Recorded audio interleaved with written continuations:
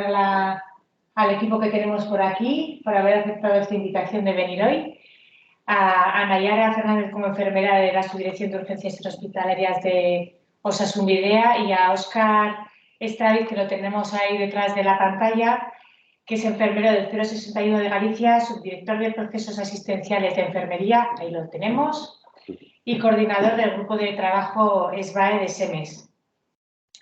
Y bueno, a otras personas que estaban invitadas y que por circunstancias varias, ¿verdad?, no han podido asistir, como son Kiko Betelu, Alfredo Charri y Pirisola, porque al final desde los puestos que tienen han peleado y han luchado porque este soporte viera la luz y a ellos un agradecimiento y desde luego a todas las personas que aquí, como a mi derecha, Antonio, durante muchos años han trabajado, han dado valor a este puesto y han conseguido pues, que por fin vea la luz en Navarra, ¿no? Y nos equiparemos a otras comunidades que llevan un recorrido muy, muy amplio y a otras que están casi como nosotros, ¿no? Empezando, definiendo carteras de servicios, definiendo protocolos y creando equipos de trabajo que lleven este soporte adelante.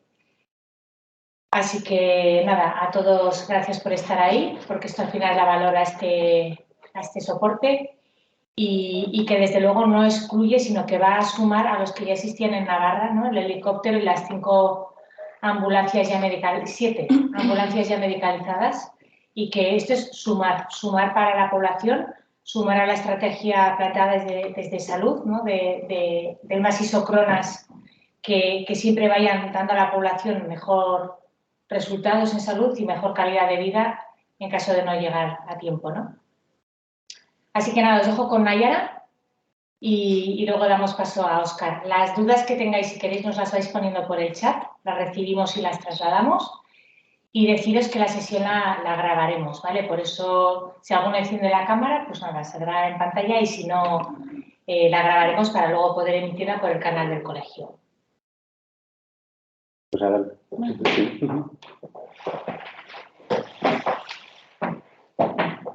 ¿Se me ve bien?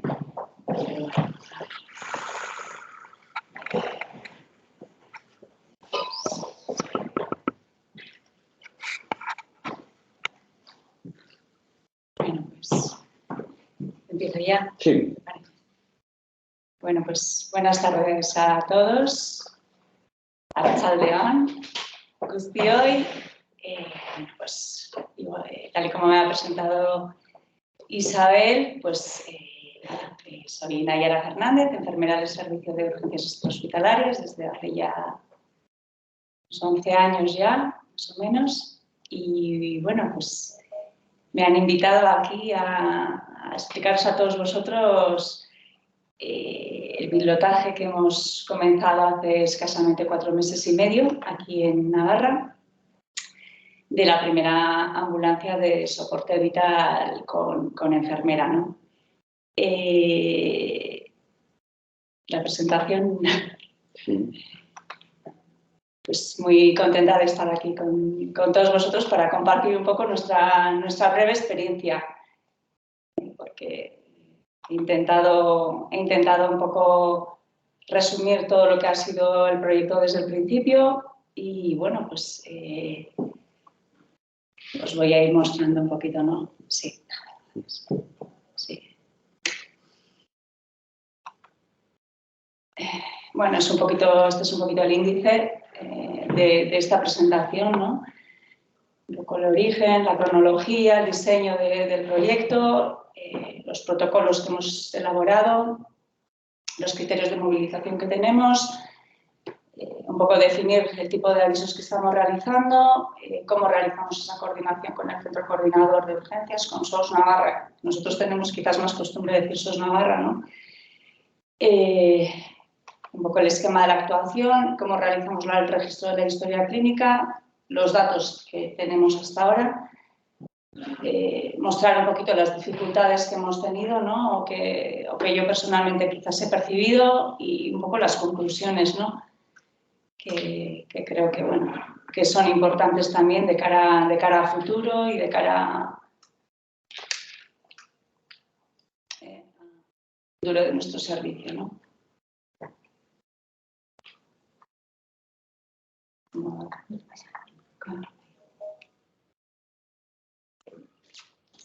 Dale siguiente.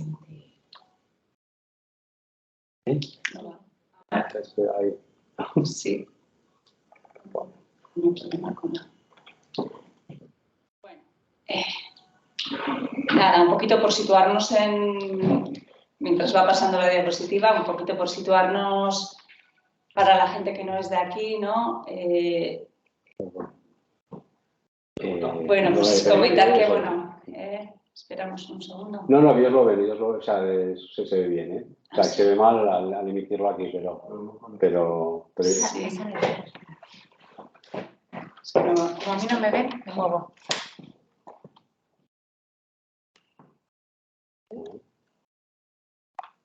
Disculpad.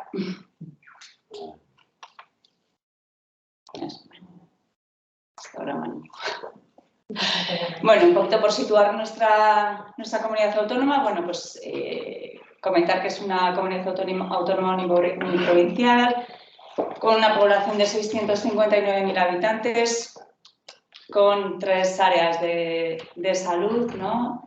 Pamplona, Estella, Tudela, con 58 zonas básicas de salud en total y con una densidad de población inferior a la media del resto de las comunidades autónomas. La comarca de Pamplona es la zona de mayor densidad de población y la zona elegida para este pilotaje de ambulancia de soporte vital con enfermera que estamos llevando a cabo. Sí. No, vale. Sí. Vale. Siguiente, ¿no? Sí, bueno, a nivel de cronología, pues bueno, nuestras primeras reuniones comenzaron en mayo. Tuvimos reuniones pues, con la jefatura, las personas que íbamos a empezar a pilotar el proyecto. Se hicieron una serie de... se hizo una revisión de los protocolos existentes a nivel estatal y se elaboraron una serie de protocolos. Todo eso fue más o menos en mayo. Hicimos un poquito de formación, ¿no? en urgencia vital en las aulas de simulación del Departamento de Salud y bueno, también una pequeña actualización en el Electros en junio del 2022 y la puesta en marcha fue el 18 de julio, con consolidación ya del servicio en octubre del 2022. O sea, el pilotaje realmente ha sido breve. Pero bueno, con la buena noticia de que se ha consolidado y ya se han creado las plazas como tal, con una oferta interna ya de cobertura de las mismas. La ambulancia, ¿no? Lo que es el servicio, se ha localizado en el edificio Faren de Mutilva, donde están las oficinas de nuestro servicio, ¿no? Las oficinas del SUE. Decir que es una localización provisional. Nuestro servicio ha sido uno de los servicios más importantes en todo lo que ha sido todo el proceso COVID, ¿no? Todo el rastreo, la vacunación y bueno, las oficinas están situadas aquí en Forén. Entonces, bueno, pues aprovechando una de las salas que había libres, pues estamos allá. Hemos tenido la suerte que también tenemos un garaje donde hemos podido tener también la ambulancia para los días de verano tan duros que hemos tenido, ¿no? En un primer momento el equipo de enfermería estuvo formado por 4 enfermeras del propio servicio, más técnicos de emergencias sanitarias de la empresa de transporte sanitario Acción Vidasoa, que es con la que tiene el Servicio Navarro de Salud en este momento contratado el servicio de transporte sanitario. Se extrajo una ambulancia de 12 horas que había en la red y lo que hicimos fue la dotamos de manera similar a las ambulancias de soporte vital avanzado que tenemos en este momento en el servicio, ¿no? Con material de vía venosa, vía aérea, mochilas, tanto de adultos como de pediatría, medicación, monitores, un respirador, bombas de infusión, cardiocompresor y material de inmovilización. Comenzamos con turnos de 12 horas aunque ahora en este momento ya son turnos de 12 horas y media y cada turno, pues bueno, estamos una enfermera con 2 técnicos. Recalcar que es un trabajo coordinado con los compañeros que tenemos en SOS Navarra o centro coordinador, con médico y enfermera en este momento. Estas serían las imágenes de nuestra ambulancia por dentro. A nivel de normativa, ¿cómo estamos a nivel de normativa? Hay un Real Decreto a nivel estatal, el 836/2012, que regula el transporte sanitario urgente y crea las ASBAES a nivel estatal.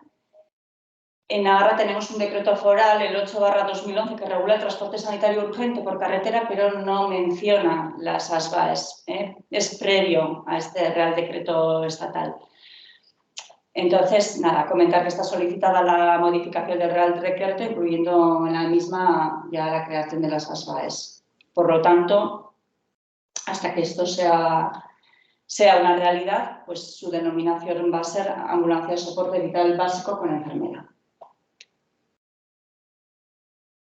Los protocolos que revisamos y al final consensuamos entre todos fueron estos que tenéis aquí, que serían el de agitación psicomotriz, alteraciones de la glucemia, el coma, crisis convulsivas, disnea, dolor agudo, torácico, ictus, intoxicaciones, el parto, la reacción alérgica y los traslados interhospitalarios. Y aquí tenemos definidos los criterios de movilización que se definieron por parte de nuestros responsables y que se nos pasaron tanto a nosotros como al centro coordinador, ¿no? Entre ellos los avisos de alto riesgo, riesgo moderado y bajo, que definiré después, que explicaré un poquito después, y después traslados interhospitalarios. Ay, se ha ido.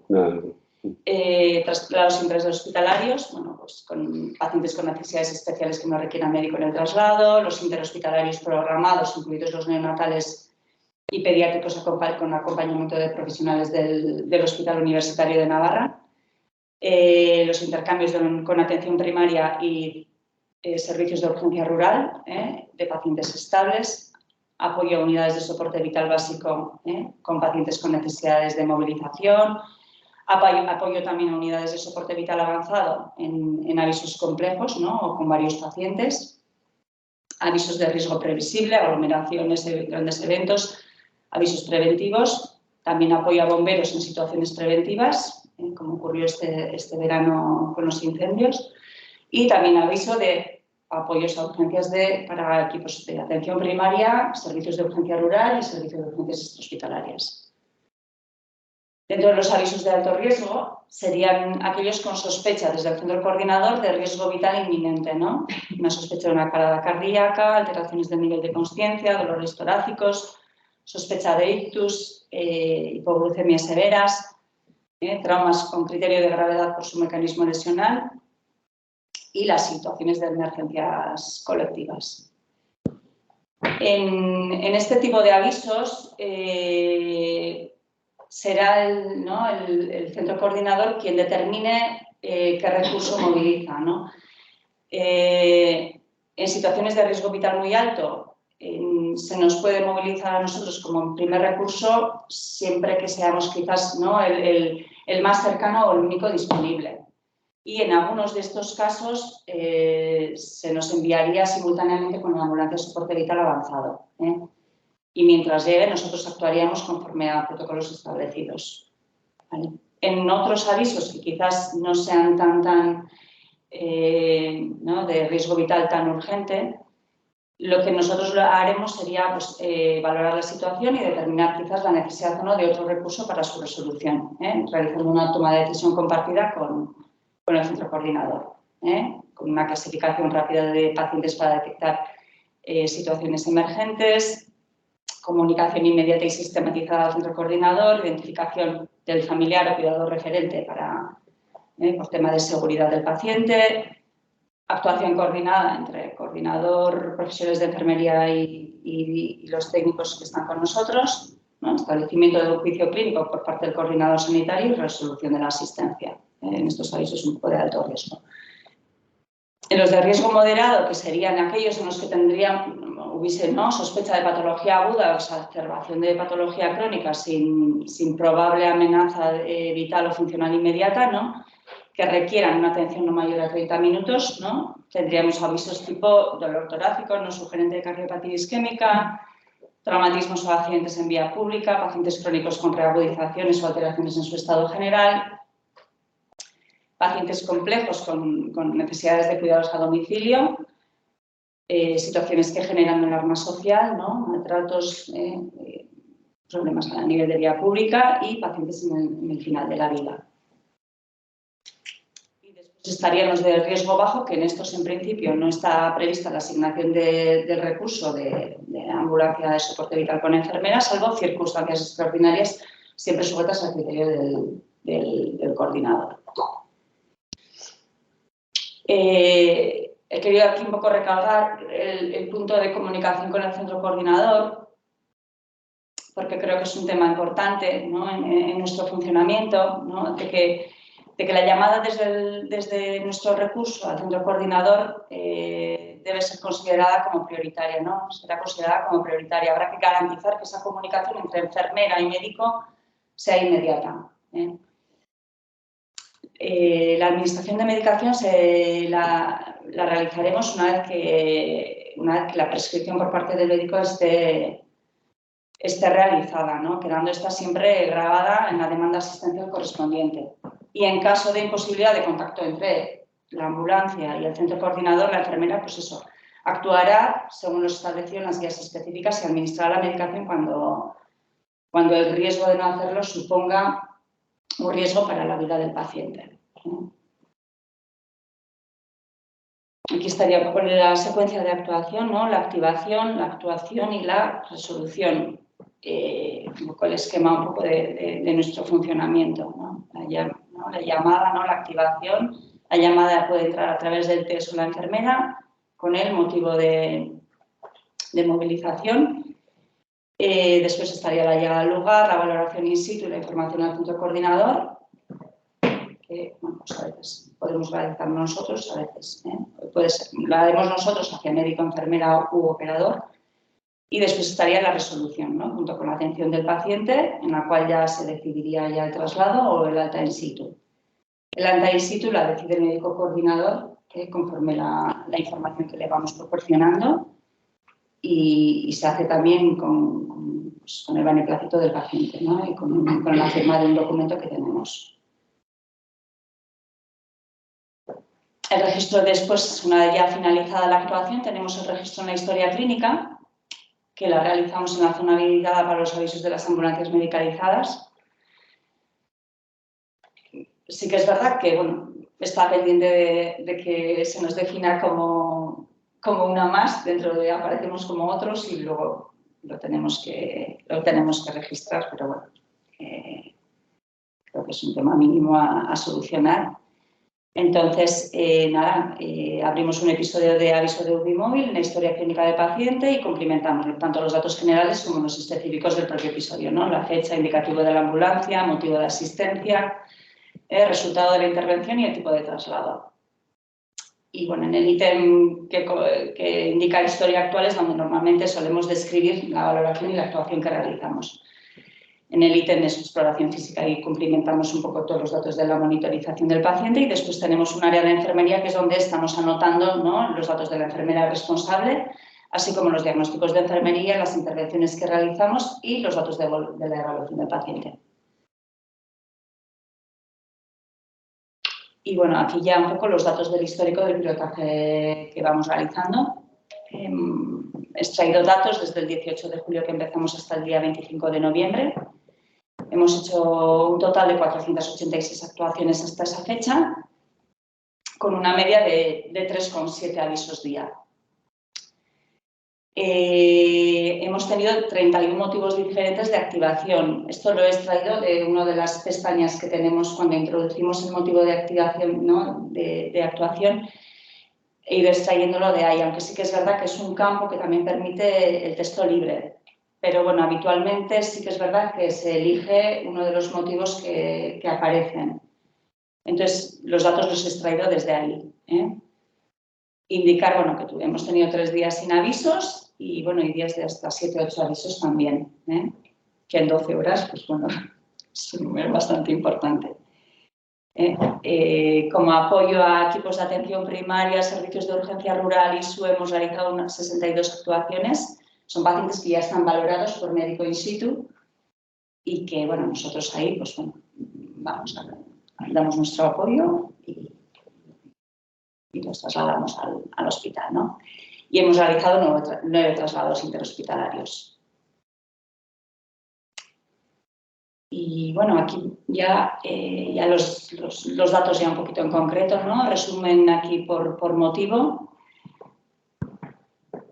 Los más habituales han sido el de caída accidental, mareo, malestar general. Estos son los 10 más importantes. Pérdida de consciencia, disnea, convulsión, accidentes de tráfico, dolor torácico, intento autolítico y dolor abdominal. Estos han sido los 10 top.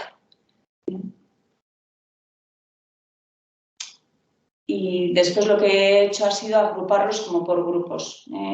Los 31 motivos los he ido agrupando por grupos. Y bueno, pues el aparato cardiocirculatorio es el que mayores frecuencias, ¿no?, nos ha dado. El de pie locomotor iría en segundo lugar. Ahora os explico cuáles han sido los motivos que he introducido en cada una de las áreas. Los problemas generales, psicológicos, sistema nervioso. Bueno, aquí veis un poquito la incidencia de cada uno. A nivel de sistema cardiocirculatorio, ya aquí vemos mareo, hipotensión, pérdidas de consciencia, dolor torácico, cuadros vagales y palpitaciones. Como motivos de movilización más importantes. En el locomotor he introducido la quemadura, caída accidental, el TCD y la hemorragia. En problemas generales, que era un poco el grupo quizás más heterogéneo, bueno, incluido el malestar general, el deterioro general, los cuadros febriles, el atragantamiento y el dolor. Problemas psicológicos, que creo que también estos últimos años están siendo causa de movilización de recursos de ambulancias de soporte vital avanzado también importante, ¿no? Hemos tenido 20 intentos autolíticos a los que hemos acudido, cuadros de ansiedad, intoxicaciones, agitaciones y agresiones. A nivel de sistema nervioso, convulsiones, ACV, ictus y cefaleas. Sistema respiratorio, solo tenemos codificada la disnea. En 37 ocasiones hemos ido a pacientes que referían disnea. Accidentes, en los de tráfico, incluidos los de vehículos sin motor, que serían bicicleta, motor ligero y motor medio, accidentes deportivos y accidentes laborales. ¿Vale? A nivel del sistema digestivo, el dolor abdominal y los vómitos. Y después aquí ya he incluido los que ha habido un parto, 6 hipoglucemias y 9 traslados interhospitalarios. Y bueno, ya llegando un poquito al final de la presentación, ¿no? Le he dado muchas vueltas, ¿no?, a un poco, ¿no?, estas sensaciones, ¿no?, que hemos vivido de estos 4 meses y medio que llevamos de recorrido. Y bueno, pues creo que es importante, ¿no?, decir un poco, ¿no?, qué dificultades hemos tenido en estos 4 meses, porque creo que nos van a servir de ayuda, ¿no?, de cara a nuestro futuro y al futuro del servicio, ¿no? Que bueno, que creo que tenemos mucho que aportar y que tenemos un campo muy bonito de trabajo como enfermeras. Entonces, bueno, pues dentro de estas dificultades que hemos vivido durante estos 4 meses, bueno, pues bueno, el comienzo en la época estival quizás ha sido un punto importante, porque ha condicionado pues eso, las vacaciones de la gente, pues eso, pues compañeros que también estaban de vacaciones y desconocían la creación del servicio, Luego estábamos con esta, no sé si la séptima o la COVID también, justo ahí en julio, después de las fiestas de San Fermín. Y bueno,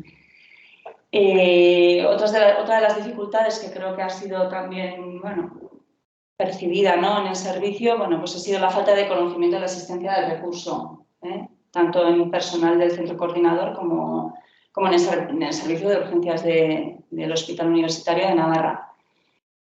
Y bueno, también en atención primaria, sí que es verdad que íbamos quizás a centros de salud y tampoco no conocían de nuestra existencia. Sí.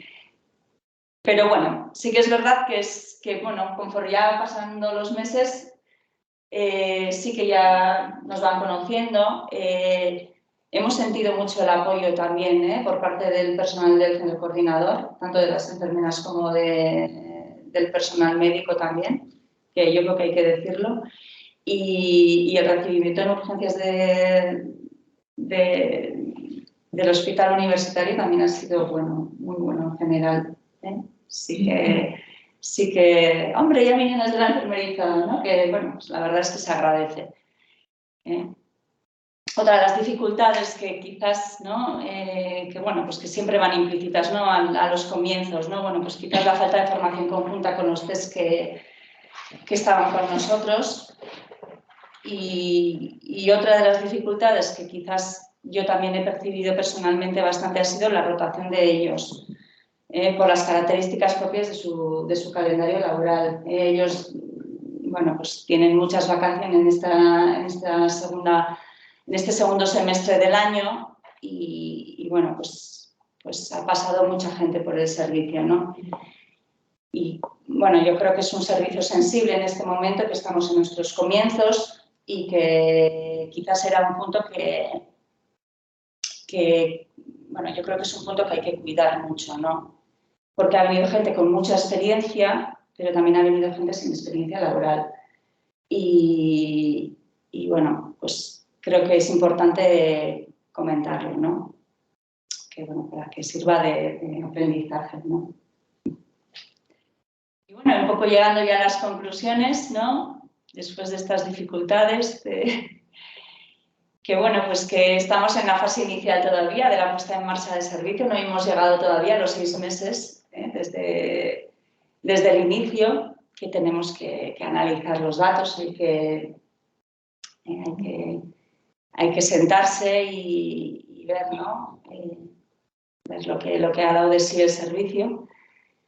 Creo que bueno, va a ser importante, ¿no?, la puesta en común con el personal del centro coordinador. Tenemos una reunión pendiente, o bueno, una pequeña formación pendiente ya para enero del 2023 para evaluar un poquito los datos de la movilización, reevaluar, ¿no?, quizás esa cartera de servicios, ¿no?, cuáles han sido nuestros avisos, ¿no?, dónde se nos ha movido, dónde quizás pensábamos que se nos iba a mover más y no se nos ha movido. Y bueno, pues analizar las dificultades y las áreas de mejora, ¿no? Pues en la activación, en la comunicación, donde creen ellos que podemos mejorar nosotros. Y bueno, y a la inversa, ¿no? También una puesta en común también con personal de urgencias del Hospital Universitario de Navarra, ¿no? Pues áreas a mejorar, ¿no?, en esa transferencia del paciente, en la comunicación, en la seguridad, y cuidando mucho, ¿no?, la seguridad clínica. Y después, bueno, pues la importancia, ¿no?, de continuar con esta formación continuada, que bueno, creemos que es fundamental, ¿no? Creo que también el analizar todos estos datos nos va a ayudar también, ¿no?, a dirigir esa formación, ¿no? Porque sí que es verdad que cuando empiezas el servicio todo te parece que es como, ay, tengo que estudiar esto, tengo que prepararme aquí, Pero bueno, después sí que es verdad que te vas calmando y dices, bueno, a ver, qué nos va a hacer falta, qué necesitamos, ¿no?, y ir un poco ya focalizando ahí cuáles van a ser, ¿no?, nuestras necesidades, ¿no?, tanto nosotras como enfermeras, como en equipo con los test con los que estamos, ¿no? Ellos también se han involucrado muchísimo, yo creo que con mucha ilusión, en el proyecto. Así que yo creo que, bueno, hemos dado ya el primer paso ya grande que teníamos que dar y bueno, ahora ya estamos, como me dijo Óscar el otro día, en los primeros metros de una carrera a largo plazo, ¿no? De un maratón, que la verdad que me hizo reflexionar y sí que es verdad, ¿no? Porque al principio cuando empiezas, ¿no? Todo lo ves como, hay esto y tal, y poco a poco te vas como asentando y viendo que, bueno, que las cosas después ya van cogiendo su forma y todo, ¿no? Y nada, pues, es mi presentación. Muchas gracias. Carcaso a todos los que habéis venido, que me ha hecho mucha ilusión. Y a los que os habéis conectado desde vuestras casas. Así que las preguntas que tengáis, pues nada, al final de la presentación, pues ahí estoy para contestarlas. Ya está. Bueno, yo llego tarde. ¿Qué tipo de avisos soléis atender? ¿Avisos? O sea, claro, al final, enfermera con test, ¿no? Esos, el médico de esos es el que os Es el médico de esos el que valora dónde nos envía. Dónde os envía, ¿no? Y si hay algo más urgente, obedecéis a las órdenes a través de un médico, ¿no? O sea, por teléfono, digo. Sí. Sí, a veces a través del técnico, a veces a través del médico, otras veces a través del operador. Sí que es verdad que cuando el aviso se prevé de cierta envergadura, ¿no? O sea, urgente, la mayoría de las veces nos llaman por teléfono, porque primeramente el aviso llega a través o sea, le envían al técnico el aviso y simultáneamente o unos minutos más tarde nos llaman a nosotros para explicarnos un poquito a dónde vamos. Normalmente ellos entran en la historia clínica y, bueno, pues la verdad que a nosotros nos sirve de mucha ayuda, ¿no? Saber los antecedentes del paciente, nos cuentan un poquito cómo ha sido, ¿no? La llamada del paciente y, bueno, y con eso vamos. ¿Y tipo de avisos diferencia con la medicalizada? O sea, los avisos que podéis atender. Bueno, yo creo que ellos está un poco a criterio del médico coordinador esa decisión, a dónde nos mandan. O sea, yo creo que hay avisos ya como he explicado, pues de urgencia vital, ¿no? Importante, ¿no? Severa, a los que, bueno, si tienen el recurso de ambulancia con médico, les envían a ellos. Y hay otras veces que sí que es verdad que también hemos ido a ictus y hemos ido a otro tipo de... Lo valoran ellos, pero bueno, entiendo que ellos tienen una serie de criterios de gravedad o de esto para decidir qué recurso envían. Está en manos de ellos. Sí. Ya, yo no he estado en SOS personalmente. Quizás tenemos aquí a Antonio que sí que está en SOS. Quizás Antonio puede responder a esa pregunta, bueno, porque yo... Pues es que como todo depende de las opciones que haya y los recursos que tengas. Eso es. Que a veces las urgencias no son como tal la urgencia en sí. El médico coordinador lo que hace son diagnósticos de regulación. Tiene que decidir con lo que le ha contado el paciente, es decir, con datos muy precarios, porque no son muy fidedignos, que además luego se ve que claramente luego pasa cosas que no tienen nada que ver con lo que te han contado. Entonces tiene que decidir con eso y con los recursos que tiene disponibles en ese momento. Entonces puede ser que efectivamente, como se considera bueno, hasta que no cambia la patología, la tipología es ASVA, o sea, básico con enfermera, pero cuando sea ASVA es un soporte vital avanzado. Por eso, cuando hay soporte vital avanzado, siempre el médico coordinación hace una segunda llamada. Si la cosa es que se movilice, pero luego con el médico coordinado, con la enfermera, con la coordinación. La enfermera coordinación también puede movilizar. Es decir, depende de quién haya movilizado el recurso.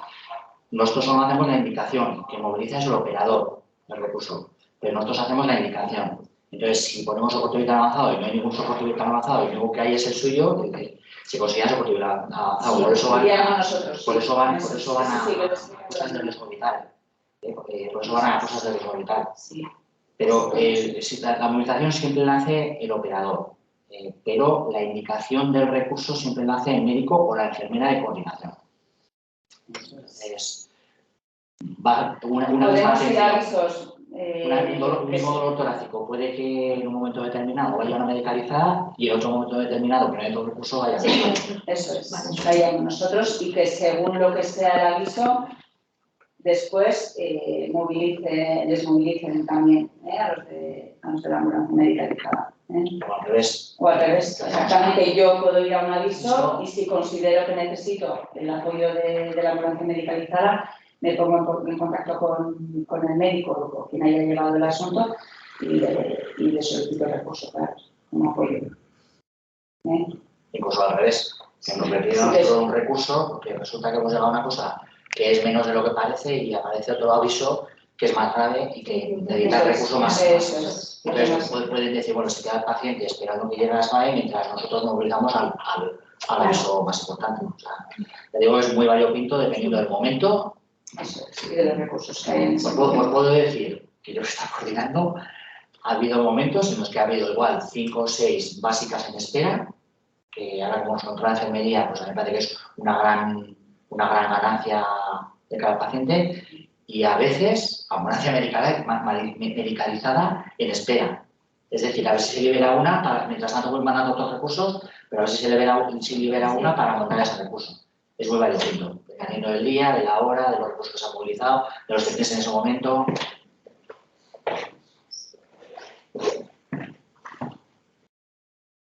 Solo le puedes dar entrada a Óscar. ¿No? Sí. Muy bien, pues nada. Y es que, muchísimas gracias. Luego tenemos turno de preguntas, así que todo lo que queráis en el chat lo trasladamos. Y damos paso a Óscar, desde Tierras Gallegas, a ver qué nos cuenta, si en Navarra somos tan distintos o somos parecidos al resto. Bueno, buenas tardes a todos, a los que estáis ahí en la sede del colegio, a los que estáis conectados desde casa. Lo primero, agradecer de todo corazón la invitación a participar en esta charla de parte del Colegio Oficial de Enfermería de Navarra y muy particularmente a su presidenta, a Isabel. Muchísimas gracias por invitarme a participar. Bueno, no creo que la mayoría seamos excesivamente distintos de lo que estáis haciendo en Navarra. Siempre va a haber particularidades, evidentemente, pero vamos a ver si con esta presentación que voy a compartir ahora arrojamos un poquito de luz. A ver si me deja. ¿Me confirmáis desde ahí que estáis viendo la presentación, por favor? Sí. Sí. Vale. Bueno, ahí tenéis mis datos de contacto. Mi nombre es Óscar Estravís, soy a día de hoy pues, subdirector de procesos asistenciales de enfermería dentro de 061 Galicia. A la vez pues, estoy de coordinador en el Grupo Nacional de Trabajo de Soporte Vital Avanzado Enfermero de SEMES, de la Sociedad Española de Medicina de Urgencias y Emergencias. Y a través de esos perfiles en redes sociales y de mi cuenta de correo electrónico me podéis contactar y quedo a vuestra disposición para lo que necesitéis. ¿De qué os quería hablar o qué me han pedido que os hable? Bueno, un poquito de lo que, como decía Isabel, de lo que es a día de hoy, cómo está en España el soporte vital avanzado enfermero, ¿no? Vamos a hacer un poquito de historia, a ver cómo empezó esto, cómo se fue desarrollando por el resto de las comunidades autónomas. Vamos a ver un poquito cuál sería la situación ideal, ¿no? ¿Qué recomendaciones, tanto para el profesional como para el propio servicio de emergencias, se deberían seguir para que este recurso sea todo lo aprovechable que es? Y bueno, también habrá una parte, porque también nos afecta y también nos implica de posibles problemáticas o aspectos legales relativos a nuestro trabajo en este tipo de unidades como enfermeros, ¿no? Problemas o no, depende un poquito del punto de vista que tengamos. Un poquito ya para acabar pues, sobre el tema de las competencias del personal de enfermería, de las enfermeras, dentro de lo que son los servicios de emergencias, la emergencia hospitalaria, ¿no? Vamos a empezar con un poquito de historia, ¿no? La historia, bueno, puso antes Nayara que el Real Decreto 836/2012 crea las SBAE. Realmente lo que dice el decreto es que una ambulancia tipo C, que son las que prestan soporte vital avanzado, pues irá dotada de un técnico en emergencias sanitarias con su titulación correspondiente, de una enfermera con su titulación correspondiente y, si la emergencia lo requiere, pues de un médico, ¿no? De presencia física. Eso abrió el camino para que aparecieran estos recursos en los distintos servicios de emergencias de las comunidades autónomas, aunque ya hace bastantes años, por ejemplo, hay notas de que sobre el año 1910 aproximadamente, en Bilbao, pues aparecían ambulancias, entendiendo como ambulancias lo que podía ser en aquellos momentos una ambulancia, que no era más que un coche de caballos, en el que había una enfermera ahí subida. O sea, que estamos hablando de hace más de 100 años, pues había como un prototipo, como un vestigio de lo que es a día de hoy la SBAE, ¿no? En los años 80 del siglo pasado, antes de la aparición de los servicios de emergencias como tales, pues empiezan a aparecer en los servicios de bomberos ambulancias en los que va personal sanitario, ¿no? En algunos servicios de bomberos pues va acompañados de médico, y muchos de ellos, como por ejemplo también en Bilbao o en Zaragoza, pues aparecen ambulancias del servicio de bomberos de la ciudad con personal de enfermería. Evidentemente, en el año 2012, la aparición del Real Decreto de Transporte Sanitario, del Decreto Nacional, pues intenta regularizar un poquito toda esta situación. Pero, como veis, ya incluso de la aparición de este Real Decreto, que estaría ahí en esta línea de tiempo señalada con la flecha roja, ya había varias comunidades autónomas que habían desarrollado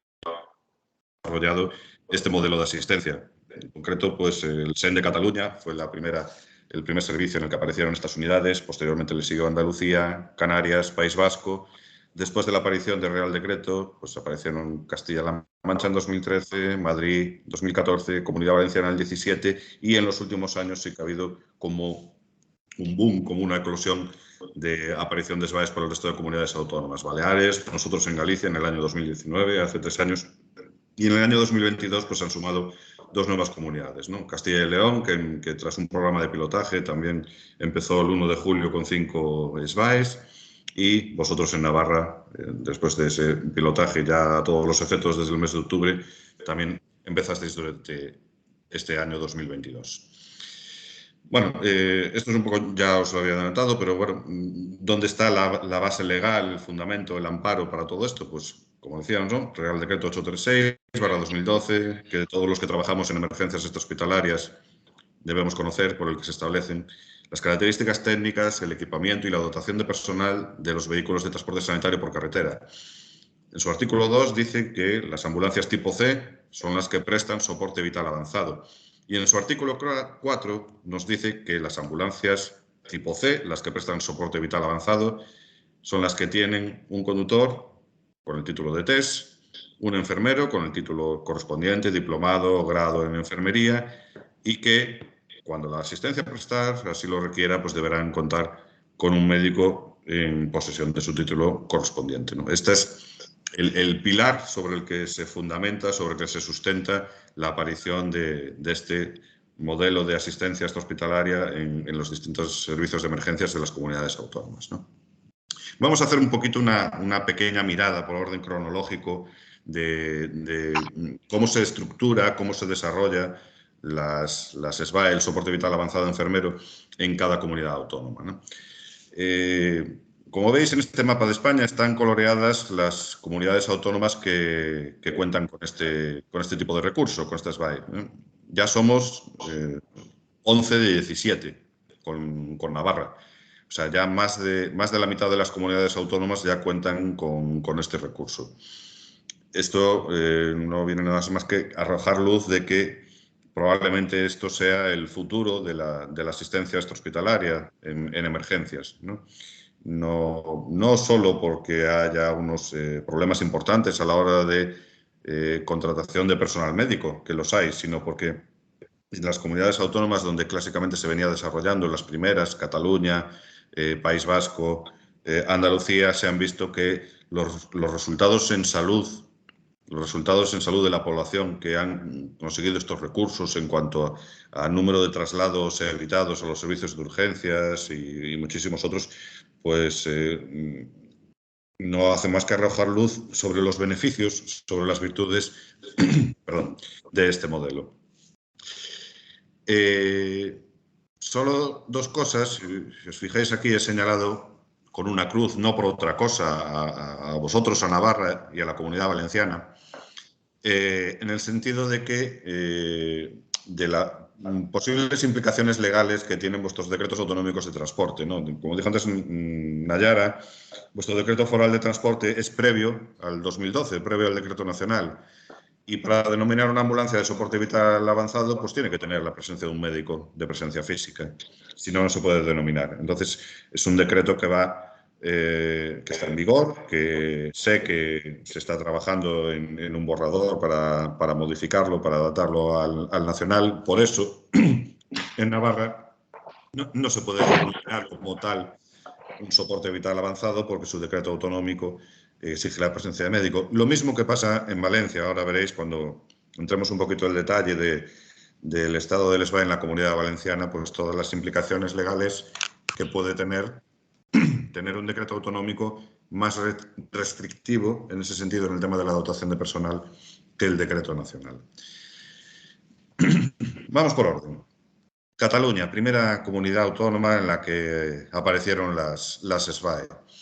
Aproximadamente en el año 1987, en el Servicio Municipal de Ambulancias de Barcelona, en lo que se denominaba antes SAMU, antes de la aparición del SEM, del Servicio de Emergencias Médicas como tal, en el que se fusionaron varios servicios que estaban operando tanto en el territorio catalán como en Barcelona Ciudad.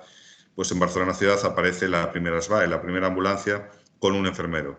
¿Por qué se montó así? Bueno, por motivos económicos, porque favorecía la continuidad de los cuidados desde el domicilio hasta la llegada al hospital y porque se basaron un poquito en el modelo anglosajón, que como sabéis no hay un médico de presencia física en las emergencias, sino que está desarrollado por personal paramédico, salvo en determinados países como puede ser Suecia u Holanda, en el que sí que hay personal de enfermería en las ambulancias en esta hospitalaria.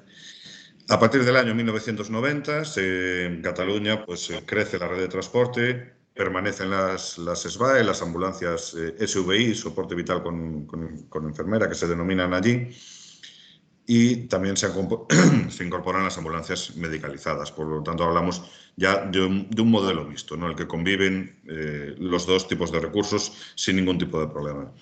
A día de hoy, bueno, son datos del año 2021, Cataluña cuenta con aproximadamente 30 unidades de soporte vital avanzado de enfermería, la gran mayoría de ellas en la ciudad de Barcelona.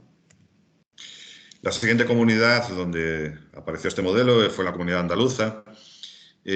Aquí no se denominan soporte vital avanzado como tal, sino se denominan ECAS, equipos de cuidados avanzados, de coordinación avanzada, ¿no? El primero de ellos fue desarrollado en Sevilla en el año 99. Posteriormente le siguieron en Málaga, en Úbeda, y crecieron en más unidades, tanto en la propia ciudad de Sevilla como en la propia ciudad de Málaga, ¿no?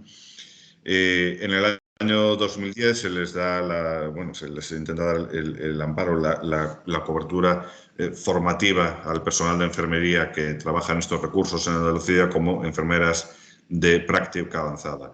Tienen varios protocolos reglados desde hace muchos años en los que muchas comunidades autónomas que desarrollamos este modelo posteriormente nos basamos para desarrollar nuestros propios procedimientos asistenciales y una gran experiencia de uso y unos resultados en salud muy importantes.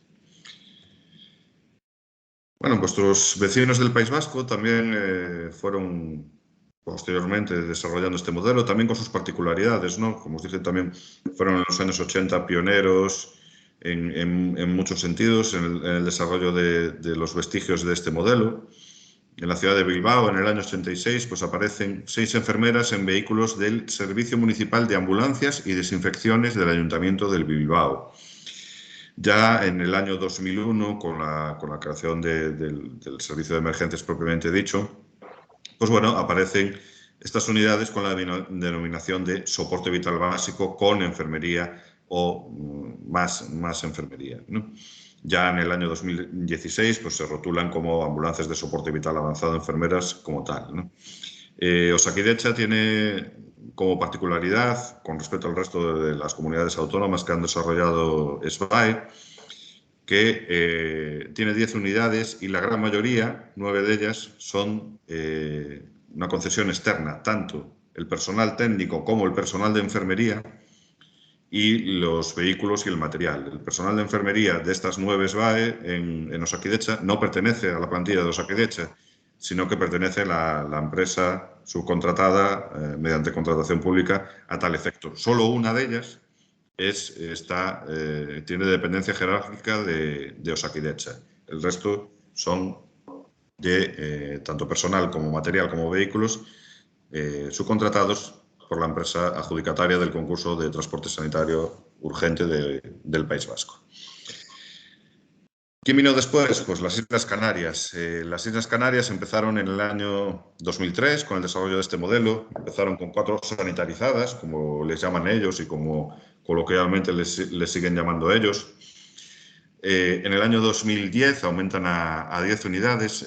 Canarias tiene la particularidad de que es una comunidad en la que sus SBAE, sus sanitarizadas, no trabajan bajo protocolos específicos de actuación, ni tienen un referente, una dirección de enfermería, el servicio como tal, ¿no? Con lo cual, eso ha provocado pues, un estancamiento, por así decirlo, en el desarrollo de este modelo que esperamos pues, que organizativamente el Servicio de Urgencias Canario se ponga las pilas y trate a estos recursos como lo que son, como recursos de soporte vital avanzado, desarrolle sus procedimientos específicos y tenga una persona de referencia dentro del equipo directivo del SUC para el desarrollo de este modelo. Castilla-La Mancha es la primera comunidad que desarrolló SBAEs tras la publicación del Real Decreto 836, en concreto al año siguiente, en el año 2013. Aparecieron 4 unidades, la gran mayoría ubicadas en zonas rurales, muchas de ellas, pues la mayor parte de los servicios son traslados interhospitalarios, aunque también algunas están ubicadas en zonas urbanas, ¿no? El proyecto inicial sobre este modelo en la comunidad de Castilla-La Mancha era ir paulatinamente dotándolas de hasta 13 unidades, pero creo que a día de hoy se han quedado estancadas en 5. Esperemos que con la nueva incorporación de un gerente enfermero en la gerencia de urgencias y emergencias y transporte sanitario del Servicio de Salud de Castilla-La Mancha, pues se le dé el impulso definitivo a este modelo de asistencia hospitalaria dentro de la comunidad de Castilla-La Mancha. ¿Qué tiene de bueno Castilla-La Mancha? Hablando sobre todo de nuestra experiencia personal en Galicia, el curso previo de formación específica que se le daba al personal de enfermería, que se le daba y que se le da al personal de enfermería antes de trabajar en estas unidades. Curso en el que con todo el cariño nos hemos basado para programar la formación previa que dimos en Galicia al personal que iba a ocupar nuestras SBAE en cuanto las creamos aquí en Galicia en el año 2019. Madrid fue la comunidad siguiente, ya en el año 2011, antes del Real Decreto. Madrid, en concreto el SUMA 112, pues se había desarrollado un proyecto de transporte interhospitalario dentro de los hospitales madrileños dotados solo con personal de enfermería y técnicos en emergencias sanitarias. Esperaban crear 4 unidades tras la publicación del Real Decreto 836. En el año 2013 empiezan inicialmente 2 SBAE, aunque con la denominación de soporte vital intermedio, pensadas específicamente para traslados interhospitalarios, de los cuales pues, asumen el traslado interhospitalario neonatal en el año 2016. Y bueno, también se han visto un poco pues, por presiones políticas y denuncias de otros colectivos un poquito estancados en ese sentido y su servicio que prestan en el SUMA 112, estas 3 SBAE, a día de hoy ya tienen 3, no 2, está orientado prácticamente en su totalidad al traslado interhospitalario, aunque son unidades que están integradas dentro de la estructura de SUMA 112.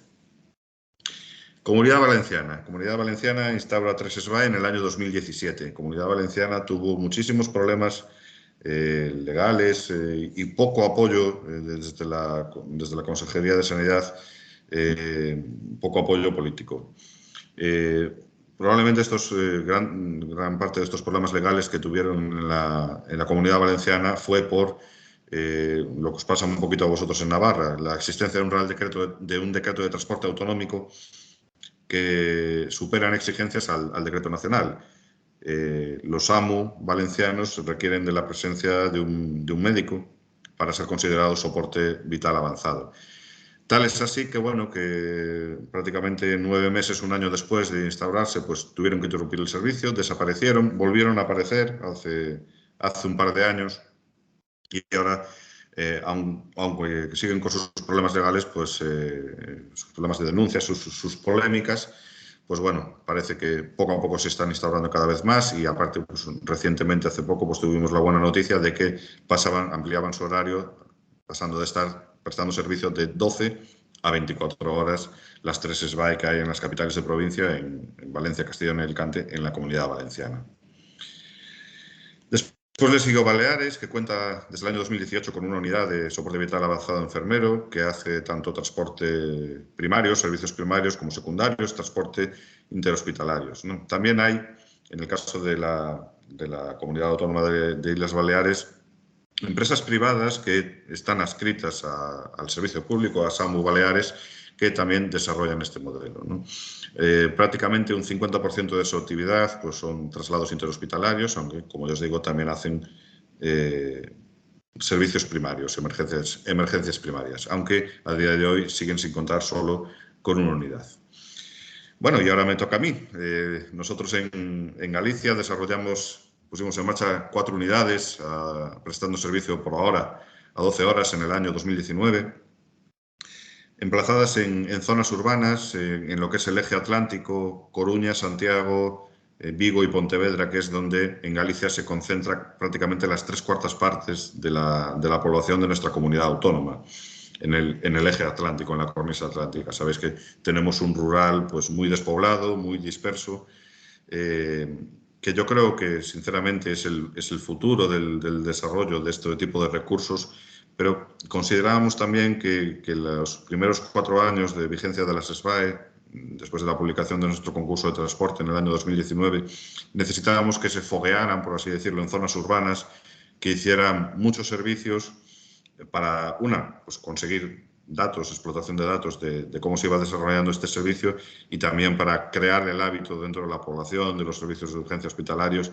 de que estaba este recurso aquí, que como bien dijo Isabel en la presentación, no es un recurso que viene a quitarle el trabajo a nadie, sino a complementar la atención sanitaria que se le da a los pacientes en la emergencia hospitalaria y para luego en un futuro pues intentaremos expandir a zonas más hacia el interior, núcleos de población que sin ser grandes ciudades pues son importantes y se pueden beneficiar mucho de la presencia de estas unidades.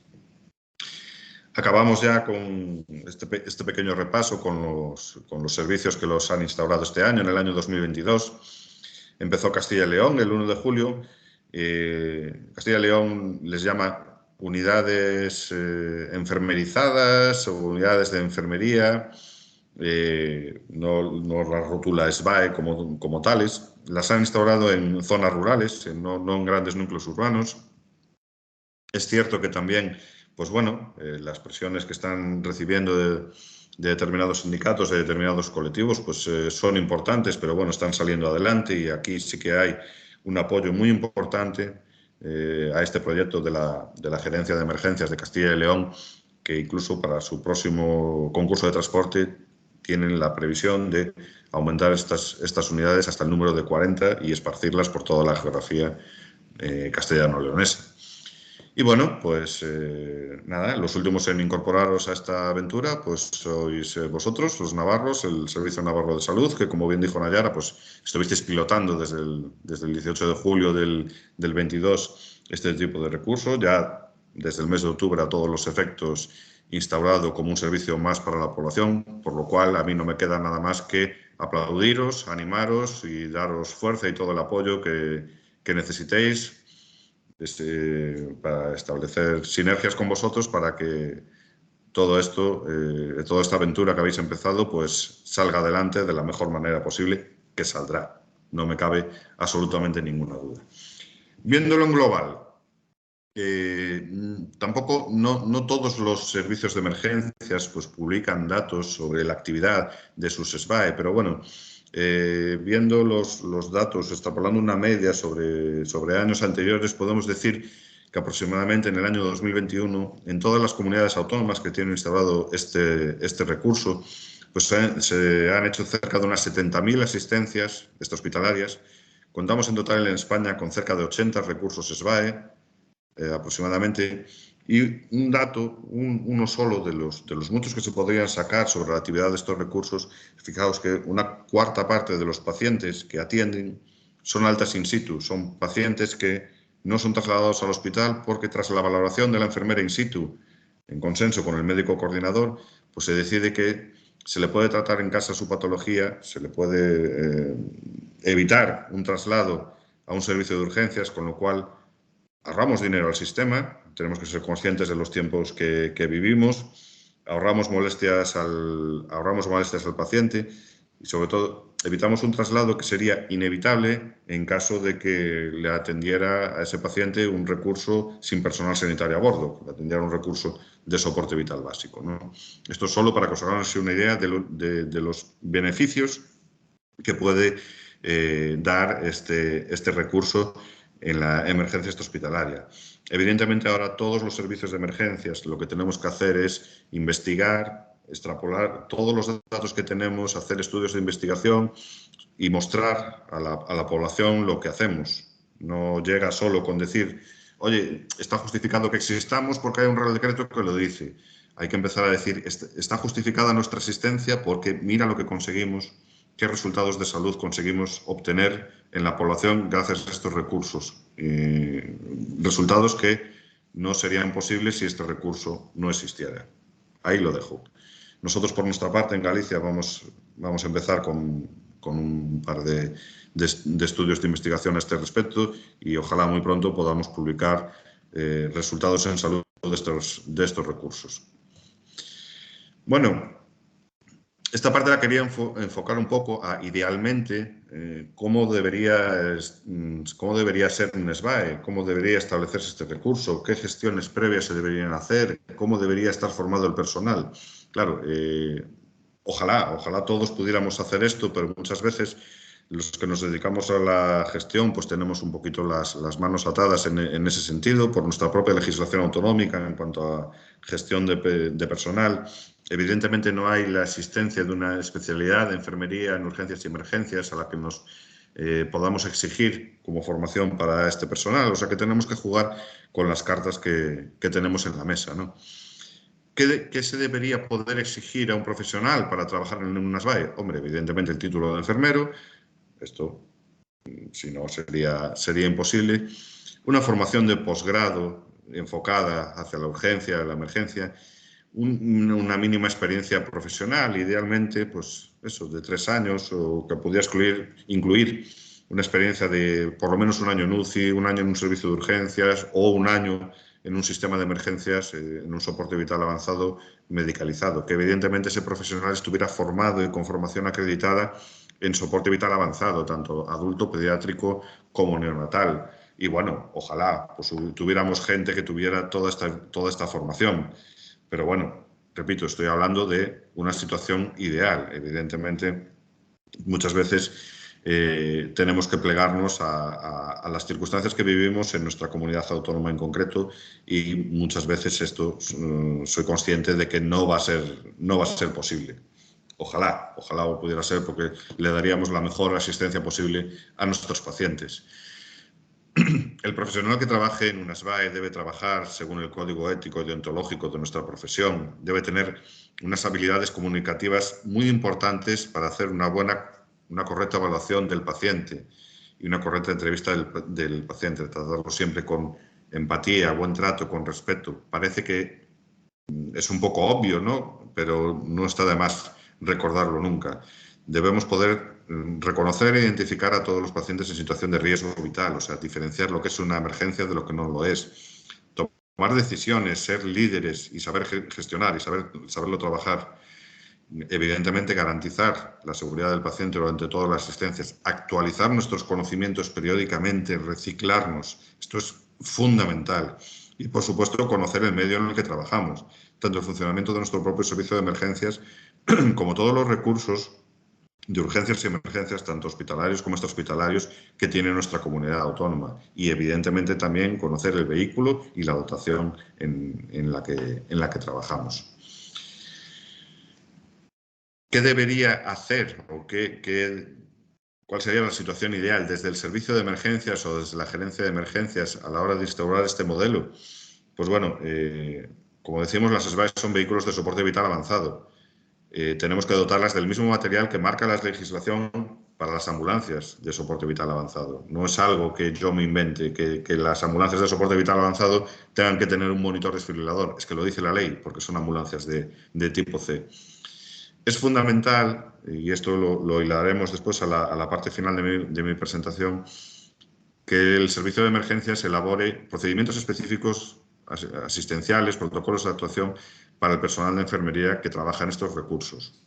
Que se garantice, mediante canales rápidos y efectivos de comunicación, el soporte telemático desde la central de coordinación, garantizando una comunicación prioritaria, como habéis hecho ahí en Navarra, y sin demoras, desde el personal de enfermería de la SBAE al centro coordinador.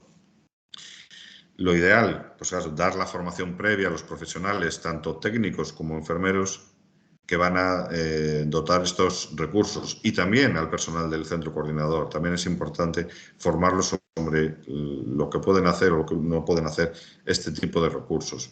El servicio de emergencias tiene que establecer procedimientos de control de la calidad asistencial en base a los procedimientos, a los protocolos que haya creado, con indicadores de calidad que le sirvan para ver cómo está actuando ese recurso, cómo se está desarrollando el servicio. ¿Qué se debería hacer previa a la implantación de este tipo de recursos? A veces, ya digo, las circunstancias nos obligan, pero en una situación ideal, lo normal es que se crease una comisión, un grupo de trabajo responsable de la implantación y del seguimiento de este tipo de recursos. Grupo de trabajo que debe ser multidisciplinar. Y cuando digo multidisciplinar me refiero a médicos, enfermeros, técnicos, aunque muchas veces pues, no son integrantes de nuestro servicio, sino que son de empresas subcontratadas, sino también a personal tanto de la parte asistencial como de la parte de la central de coordinación. Un servicio de emergencias que quiere implantar un SBAE tiene que ver a su alrededor lo que se está haciendo, tiene que visitar otros servicios de emergencias, cómo se han implantado, cuál ha sido su experiencia, ver lo que se puede extrapolar a su comunidad autónoma y lo que no. Bueno, recalco ahí pues, una formación específica, procedimientos específicos y que es algo en lo que veo que Nayara en su anterior presentación ponía como propuesta de mejora o pequeña debilidad, que tanto la población de la zona de influencia, los centros sanitarios y el propio servicio de emergencias, todos los estamentos del servicio de emergencias, tienen que ser informados de que este servicio se va a poner en marcha, para que nadie le pille por sorpresa el primer día que hay una SBAE, pues que aparezca una ambulancia con una enfermera llevando un código infarto al servicio de urgencias. La comunicación previa debería ser un requisito fundamental, y repito, tanto a la población, que al final es a lo que nos dedicamos, como a los compañeros de otros niveles asistenciales y de nuestro propio centro coordinador. Bueno, vamos a entrar en una parte un poquito más farragosa. ¿Problemas legales, aspectos legales o no? Bueno, al final somos enfermeros y esto, cuando intentamos establecer nuestros niveles competenciales y defender nuestro trabajo, pues siempre intentamos demostrar lo que podemos hacer, ¿no? Y sí que es cierto que estos recursos tienen unas determinadas implicaciones, sobre todo por los ataques, entre comillas, que en muchas comunidades autónomas reciben, como por ejemplo en Murcia, como por ejemplo en Valencia, con titulares un poquito, bueno, no quiero decir malintencionados, quiero pensar que no, pero que crean corrientes de opinión en contra de estos recursos. Parece que solo el personal médico pues, puede garantizar la vida del paciente o la seguridad del paciente. Bueno, al final todos somos actores en esta comedia y cada uno tiene que desarrollar su papel, pero sí que es cierto que hay una corriente últimamente de bastante confrontación de determinados colectivos determinadas asociaciones contra este tipo de recursos. Incluso hasta hay gente que nos llama pues, UBI-móviles low cost. Bueno, somos vehículos de soporte vital avanzado.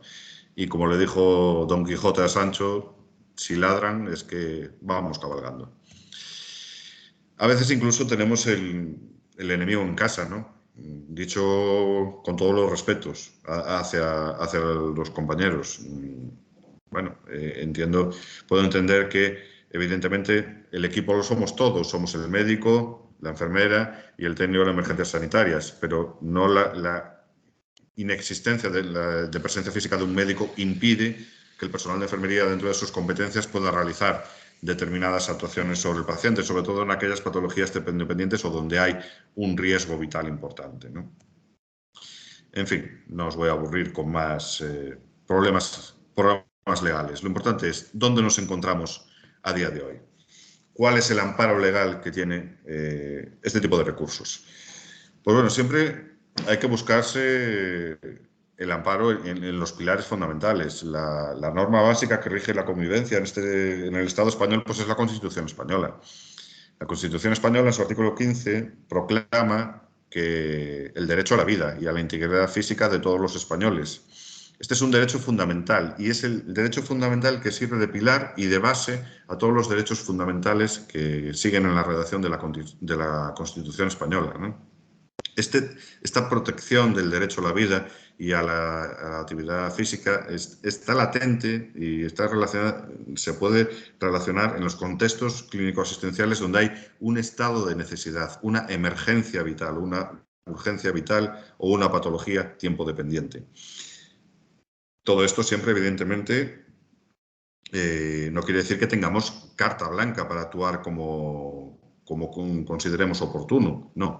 El ejercicio de este derecho en el ámbito clínico, en el ámbito asistencial, hay que desarrollarlo en base a nuestras competencias profesionales y en base a nuestra autonomía científico-técnica. Yo no le voy a hacer un cateterismo en la calle a un señor porque no estoy habilitado para ello, no tengo la competencia, ni los conocimientos, ni la capacitación, ni la formación para hacerlo, ni los medios, evidentemente. Pero aunque los tuviera, no podría hacerlo. Pero en base a mi autonomía científico-técnica como enfermera y en base a mis competencias, sí que puedo desarrollar muchas otras actuaciones. Habitualmente se interpela el artículo 43 de la Constitución española, el derecho a la protección de la salud, que también tiene sus implicaciones en los servicios de emergencias, ¿no? Este es un principio rector, a diferencia del derecho a la vida del artículo 15. No es un derecho fundamental. ¿Esto qué significa? Significa que los principios rectores precisan el desarrollo legislativo. Tiene que haber leyes, tienen que promulgarse leyes que desarrollen este derecho, que rijan este derecho. Entonces, a modo de comentario, chascarrillo, cuando alguien quiere usar una ambulancia a modo de taxi porque él se considera que tiene derecho a ello, hombre, si nos queremos poner más papistas que el Papa, bueno, pues realmente la Constitución española no le reconoce el derecho a que una consejería o obliga a que una consejería tenga desarrollados servicios de urgencias y emergencias, pero sí las leyes que desarrollan este derecho a la protección de la salud de forma posterior. Esta parte es un poco de rollo, pero creo que es importante, sobre todo las enfermeras que trabajan en este tipo de recursos, que conozcan este marco legislativo, que es el que nos movemos, ¿no?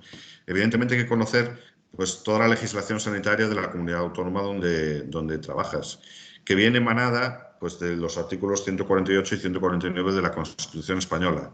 Estos dicen que al Estado español le corresponde sentar las bases y la coordinación del Sistema Nacional de Salud, pero que las competencias están traspasadas a las comunidades autónomas y que las comunidades autónomas pueden elegir libremente su modelo de gestión. Una gestión directa, como lo hacen determinadas comunidades, como por ejemplo Baleares, o una gestión indirecta mediante contratación pública, como lo hacemos en la mayoría de las comunidades. El verdadero contrato que nos une a la población es el Real Decreto 1030 del año 2006, por el que se establece la cartera de servicios del Sistema Nacional de Salud, en la que reconoce, en uno de sus apartados, que la prestación de las urgencias y las emergencias, la prestación sanitaria, es un derecho de los ciudadanos y que la podemos prestar mediante recursos públicos o mediante acuerdos, conciertos con empresas privadas. En concreto, en su anexo cuarto, este Real Decreto dice que la atención sanitaria inmediata de urgencias y emergencias tiene que desarrollarse durante las 24 horas del día, tanto dentro como fuera del hospital, mediante los modelos que la organización sanitaria que tenga las competencias, en este caso en España las comunidades autónomas, consideren oportuno, y que se desarrollará tanto por la atención primaria, como los puntos de atención continuada, DCCU, como se denominen en cada comunidad autónoma, por la atención especializada, servicios de urgencia hospitalarios y servicios específicos. Ahí es donde entramos los servicios de urgencias y emergencias. Aparte, pues bueno, sería conveniente pues, conocer otro tipo de leyes que nos afectan, la Ley General de Sanidad, la de Cohesión y Calidad del Sistema Nacional de Salud, el Estatuto Marco del Personal Sanitario, la Ley 44/2003 de ordenación de las profesiones sanitarias, fundamental, etcétera, etcétera. Aparte de otras normas como la Ley de Autonomía del Paciente o normas que desarrollan el Real Decreto de Cartera de Servicios. Dicho esto, sentados un poquito los pilares de la legislación básica que deberíamos conocer, vamos a ver qué puede hacer o qué puede no hacer, qué competencias puede tener una enfermera que trabaje en un servicio de emergencias fuera del hospital. Para esto, vamos a hacernos dos preguntas, ¿no? ¿Puede vivir tranquila una enfermera que trabaje en una SBAE? ¿O qué puedo hacer o qué no puedo hacer trabajando en una SBAE? Voy a empezar un poco por el final. Voy a intentar contestar primero a la segunda pregunta. ¿Qué puedo hacer o qué no puedo hacer en una SBAE? Tú puedes hacer lo que consideres oportuno dentro del marco de tus competencias y de tu autonomía científico-técnica como enfermera. Tus competencias vienen determinadas también por varias leyes. La primera, la Directiva 2013 del Parlamento Europeo, que está incorporada al ordenamiento jurídico español mediante un Real Decreto estipulado en el año 2017. Lo podéis buscar en Google, es muy fácil de encontrar, pero en uno de sus artículos, en el apartado D, esta directiva dice que el personal de enfermería tiene competencia para, de forma independiente, tomar medidas inmediatas para mantener la vida y aplicar medidas en situaciones de crisis y catástrofe. En el año 2019, el Consejo General de Enfermería emitió una resolución que podéis consultar también en su página web sobre regulación de la actuación enfermera en el ámbito de las urgencias y las emergencias, ¿no?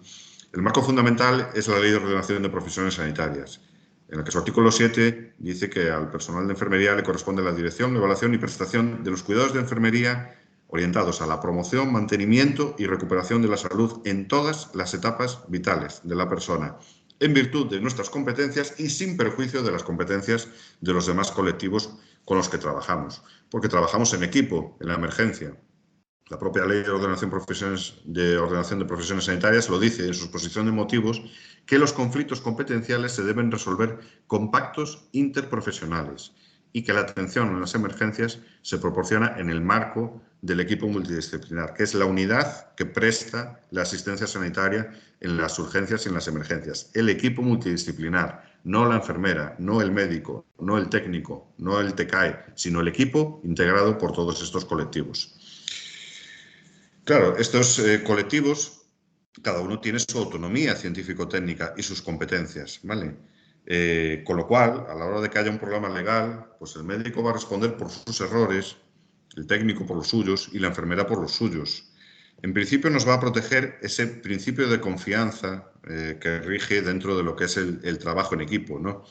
El médico confía en que la enfermera actúe en el marco de sus competencias y conforme a sus competencias. La enfermera confía en que el médico haga lo mismo, pero cuando ese principio de confianza se quiebra o cuando vemos que alguien está cometiendo una imprudencia, el hecho de consentir esa imprudencia, de no notificarla, me desprotege a efectos legales. Esto es importante también tenerlo en cuenta, ¿vale? Y siempre que nosotros consideramos algo como una imprudencia, repito, en base al marco de nuestras competencias y nuestra autonomía científico-técnica como personal de enfermería. En base a ese derecho a la vida, a la protección y a la protección de la salud, el derecho a la vida que marca el artículo 15 de la Constitución española, en base a la autonomía científico-técnica de cada una de las profesiones que integran el equipo asistencial y en base a esos protocolos y guías clínico-asistenciales que deben regir en todos los servicios de emergencias es como se lleva a cabo la asistencia en las urgencias y en las emergencias extrahospitalarias. Hombre, a veces todos los que trabajamos en esto, independientemente del servicio en el que trabajemos, podemos vernos desgraciadamente envueltos en algún problema legal. Bueno, trabajamos para una administración pública. La administración pública, en el caso de que haya un daño evaluable, cuantificable, directo, va a responder por nosotros, aunque luego nos puede exigir, una vez indemnizada la persona lesionada mediante la apertura del correspondiente procedimiento, expediente disciplinario, responsabilidades si hemos incluido en dolo, en culpa o en negligencia grave. Tampoco quiero alarmar mucho en este sentido, porque hay otro Real Decreto que regula el conjunto mínimo de datos de la historia clínica, que dice que una parte de esa historia clínica es el informe de enfermería. El informe de enfermería, según este Real Decreto, debe estar en taxonomía Nanda-NOC-NIC. Y los NIC, como sabéis, pues son todo tratamiento basados en juicios clínicos, en conocimientos que realizamos los enfermeros para obtener unos resultados en salud, o unos resultados que esperamos en el paciente. Tenemos aproximadamente casi 600 intervenciones de enfermería. Muchas de ellas las podemos realizar en la emergencia. Os puse ahí varios ejemplos. Un manejo de la sedación, un manejo de la hipoglucemia, una administración de medicación por vía oral, por vía intravenosa, un manejo de la vía aérea artificial, cuidados cardíacos agudos que incluyen pues eso, desfibrilación o cardioversión. O sea, todas estas intervenciones enfermeras están dentro de nuestra autonomía científico-técnica, están dentro de nuestras competencias. Evidentemente, necesitamos una prescripción médica previa para administrar cualquier tipo de fármaco, ¿vale? Salvo, pues eso, en una parada, evidentemente, ya sabemos que todos tenemos que administrar adrenalina y espero que a nadie se le ocurra llamar al centro coordinador cada 4 minutos para ver si le puede administrar adrenalina al paciente. ¿Por qué? Porque hay un estado de necesidad, hay un riesgo asumible. O sea, yo puedo asumir el riesgo porque si no actúo sobre esa persona, en base a mis conocimientos, el daño que va a sufrir esa persona va a ser irreparable. Si yo no administro una adrenalina en un shock anafiláctico, esa persona se va a morir, se va a ahogar. Entonces, como profesional, tengo que asumir ese riesgo, aunque no haya una prescripción médica previa, ¿vale? Es importante también que distingamos lo que sería nuestra responsabilidad penal como individuos, que solo, pues bueno, podríamos acabar yendo a la cárcel, aunque nadie en los más de 30, casi 40 años que llevan desarrolladas las SBAE en España, ninguna enfermera ha ido a la cárcel, de la responsabilidad patrimonial sobre la que actúa la Administración Sanitaria en nuestro nombre, como integrantes de ese servicio público. Aunque luego la Administración nos pueda pedir responsabilidades en el caso de que nos abran un expediente administrativo. Con todo esto, ¿qué quiere decir? Respondiendo a la primera pregunta, ¿una enfermera que trabaja en una SBAE puede vivir tranquila? La respuesta es sí, sí puede vivir tranquila, sí puede dormir tranquila, pero ojo, hay que escribirlo todo en la historia clínica, todo. A los abogados, a los jueces les encantan los informes llenos de detalles, llenos de palabras, llenos de cosas. Recordar que lo que no está escrito no existe, no se ha hecho. Hay que escribirlo absolutamente todo. Hay que reciclarse, hay que formarse continuamente para alcanzar niveles de excelencia profesionales. La enfermera que trabaja en una SBAE tiene que trabajar con los protocolos definidos por el servicio y si el servicio no los tiene, tiene que pedirlos. Y sobre todo, una enfermera que trabaja en una SBAE puede vivir tranquila si cumple con sus funciones como enfermera, en base a sus competencias y a su autonomía científico-técnica como profesional. Con esto ya termino. Muchísimas gracias a todos por vuestra atención, por vuestra invitación y estoy aquí disponible para las preguntas que me queráis hacer.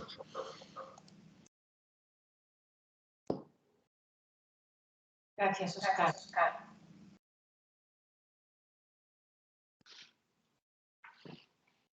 No sé si alguien tiene alguna pregunta, veo alguna mano levantada ahí entre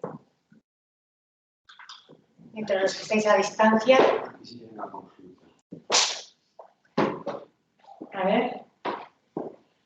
Bueno, hay una consulta que nos ha hecho María Jesús que yo creo que se ha ido respondiendo, pero dice que entiende que esto del soporte vital enfermero surge por la falta de recursos, sobre todo médicos. ¿Qué opináis? Nayara, Óscar. Yo no estoy de acuerdo.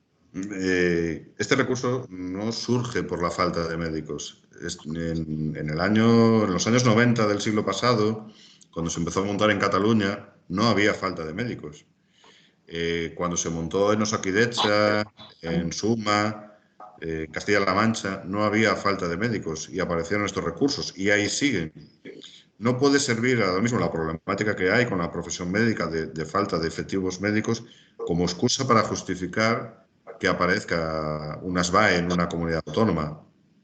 Una SBAE en una comunidad autónoma aparece porque es un recurso más del abanico que tiene la administración pública para poner a disposición de la población la mejor asistencia sanitaria posible.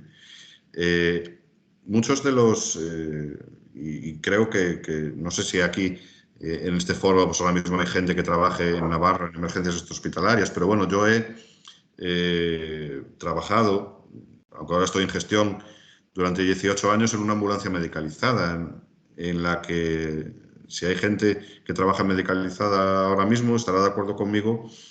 La mayoría de los servicios a los que vamos, muchos de ellos no requieren la presencia física de un médico. Son servicios que la enfermera puede resolver autónomamente en el marco de sus competencias. Y si hay algo que se escape de sus competencias, ahí está el médico coordinador, que está dando el apoyo necesario a la enfermera que está in situ. O sea, la respuesta es no. No surge por la falta de médicos porque ya había existido antes.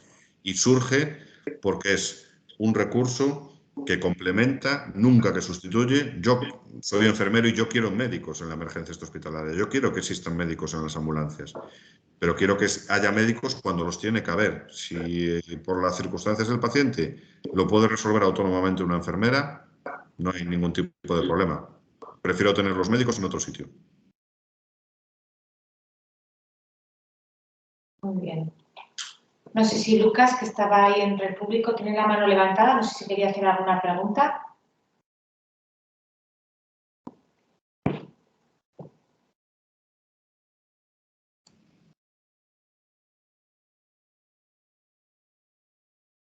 ¿Y los presentes? Pues yo voy a preguntar. Esa pregunta. Sí, pero espera, se me da.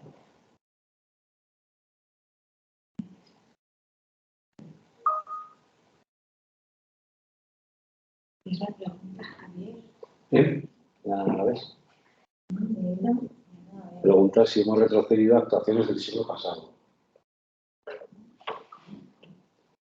Pregunta, entonces, ¿hemos retrocedido a actuaciones del siglo pasado? Preguntan si ya que existíamos el siglo pasado no hemos retrocedido a actuaciones del siglo pasado. No sé si es pregunta o comentario. Yo creo que todo lo contrario. No creo, yo esa época no la viví, pero no creo que las ambulancias, las SBAE que empezaron en Cataluña o en Canarias o en el País Vasco, actuaran de la misma manera que actúan a día de hoy. O sea, no hemos retrocedido, hemos avanzado. Muchos de nosotros, bueno, algunos no tenemos pelo, pero en los años 80, 90 llevaríamos cofia todavía. Entonces, tener a un profesional de enfermería formado y capacitado para atender al paciente en situaciones de riesgo vital o en patologías tiempo dependientes es un avance. Y creo que es el recurso o el servicio en el que el personal de enfermería más desarrolla, más llega al límite máximo de sus competencias. Comenta esta misma persona que ya sí ha sido atendida por un SBAE y que su experiencia no ha sido buena. Bueno, personas puede haber variadas y situaciones también. Y quizás, bueno, no tengo más detalles, pues no lo sé, ¿no? Ya traslada su experiencia. Yo sí que una pregunta, una duda que me surge, ¿no? para realmente hacer bien nuestro trabajo y para no cuestionar ese tema de informar a todos los que participamos, que a la población también me parece fundamental. Pero cuando hablamos de formación, tú, Óscar, has recogido un poco las competencias y sí que has recogido la parte de experiencia profesional. Yo no sé si en Navarra, aunque no está descrito, también se ha tenido en cuenta a la hora de constituir los equipos de soporte vital con enfermería. Con enfermeras.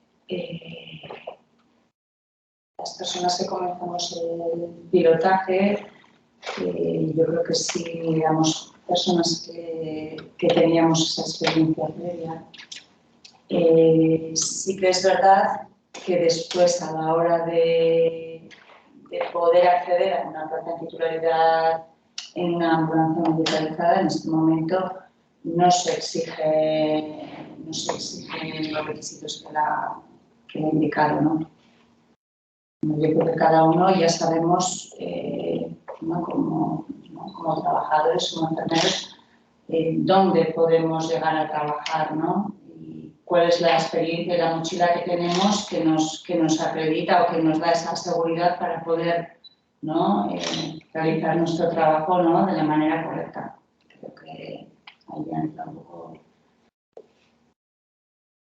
responsabilidad de cada uno, ¿no? Los conocimientos. Yo no me iría para trabajar en un ámbito en el que no me siento segura y no me siento formada. Por desgracia, en este momento en la enfermería no tenemos nuestras especialidades desarrolladas, ¿no? Este es ese campo que tenemos ahí pendiente.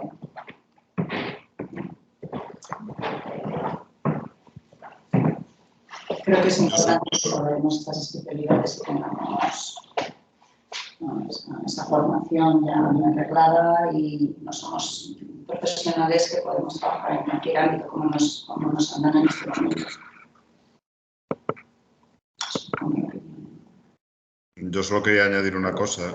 Cuando hablé de esos requisitos de formación, claro, yo estoy hablando de una situación ideal. O sea, por ejemplo, nadie en mi servicio que trabaja en una SBAE tiene la formación que yo puse.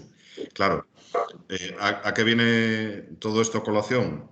Evidentemente, aunque todos cuando acabamos la carrera pues podemos haber adquirido unas determinadas competencias, la especificidad de este recurso en el que la enfermera tiene que tomar decisiones, la especificidad del trabajo en una ambulancia, en la calle, tan diferente al hospital, tan diferente a todo, los dominios competenciales que desarrollamos requieren una formación específica y idealmente previa a trabajar en este recurso. Como dije antes, esto tiene una solución muy fácil, que es la creación de la especialidad de enfermería de urgencias y emergencias. Con eso se resuelve. Pero bueno, evidentemente ese es un proceso largo que ojalá los que nos movemos en este ámbito veamos pronto, pero que va a haber que seguirlo peleando y luchando. Mientras eso no esté presente, no lo podamos exigir desde las administraciones, pues bueno, evidentemente ese perfil sería el ideal para trabajar en este tipo de recurso. Pero como dije antes también, hay que atenerse a la legislación vigente en cuanto a la gestión de recursos humanos en cada comunidad autónoma. Yo, por ejemplo, en mi comunidad autónoma solo puedo pedir 3 meses de experiencia en un servicio de estilo UCI, urgencias o REA. No puedo pedir un máster, no puedo pedir un año de experiencia. Entonces, tienes que jugar con eso, con las cartas que tienes en ese momento. Yo tengo una pregunta más. Hablabas de, bueno, habéis comentado los dos, ¿no? La importancia de ese debriefing o de esas sesiones de después de cerrar o la actuación o el día o la semana o el pilotaje, ¿no? Diferentes momentos de compartir y de ver qué podíamos haber hecho mejor en función de lo que hicimos, ¿no? De seguir aprendiendo. Vale. Además de eso, porque al final a veces en estos debriefing pues salen intenciones, salen cosas generales, pero tú, Óscar, has nombrado controles de calidad asistencial. Entonces, yo ahí te preguntaría si tenéis ya unos indicadores concretos que se pueden compartir, que nos permiten compararnos, ¿no? Hacer un benchmarking y crecer todos de la misma manera.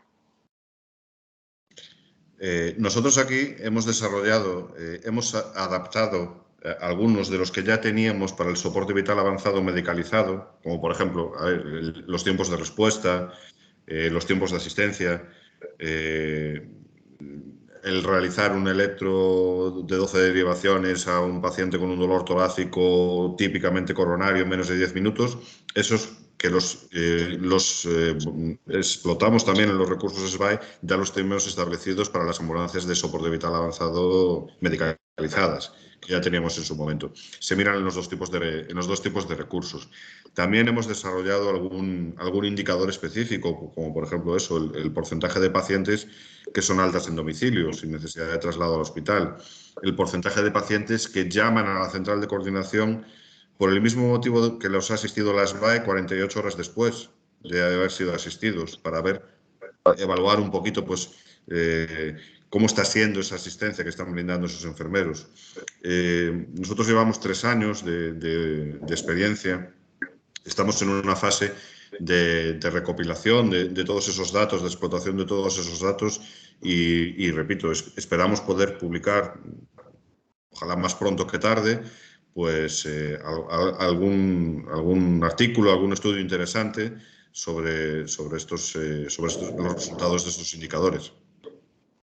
De hecho, preguntan en el chat, hablan si se ha publicado algún estudio sobre estos recursos, ¿no? Sobre el SBAE, tanto estudios económicos como retrospectivos, incluso prospectivos, ¿no? En cuanto a la tasa de supervivencia y pronóstico.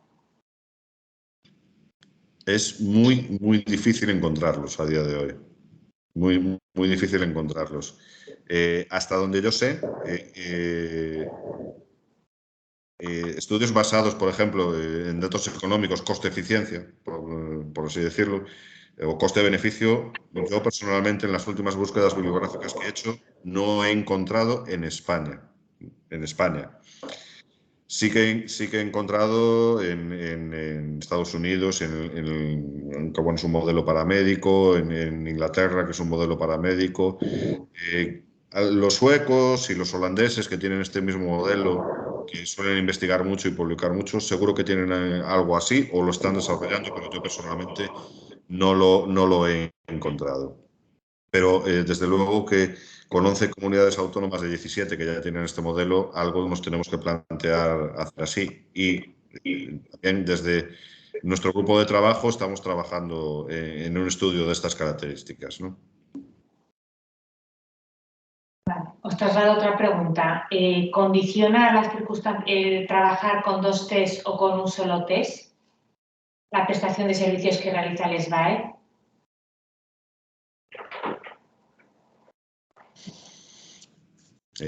Nosotros trabajamos con un solo test.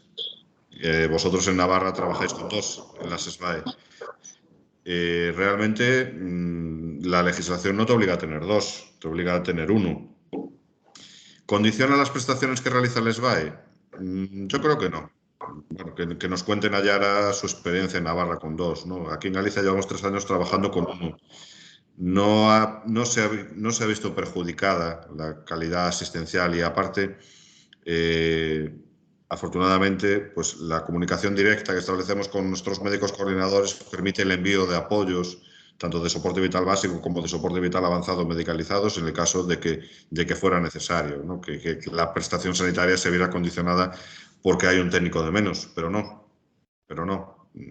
Nosotros tenemos experiencias de paradas cardiorrespiratorias reanimadas por nuestro técnico y nuestra enfermera de SBAE, sin necesidad de ningún tipo de apoyo y personas que ahora mismo están afortunadamente caminando por la calle sin secuelas. Evidentemente que 2 manos más, y si no que me corrijan a Yara, pero es evidente que es así, que 2 manos más en la asistencia se notan, por supuesto que se notan, pero no condiciona, o yo considero que no condiciona de esa manera la prestación del servicio.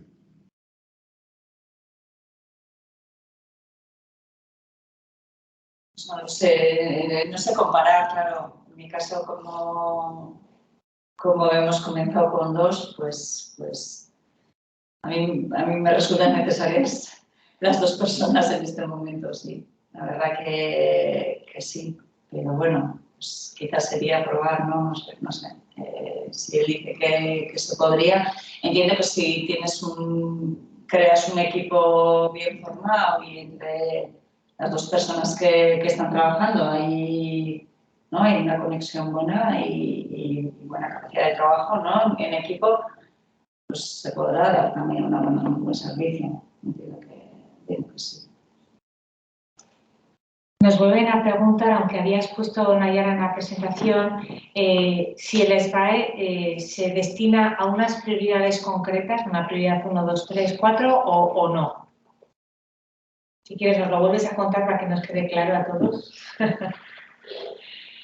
Sí, yo creo que en principio se puede destinar a cualquier tipo de prioridad, como ha dicho Antonio, pues también lo que se valora aquí en Navarra es el tipo de aviso que entra y los recursos disponibles en ese momento, ¿no?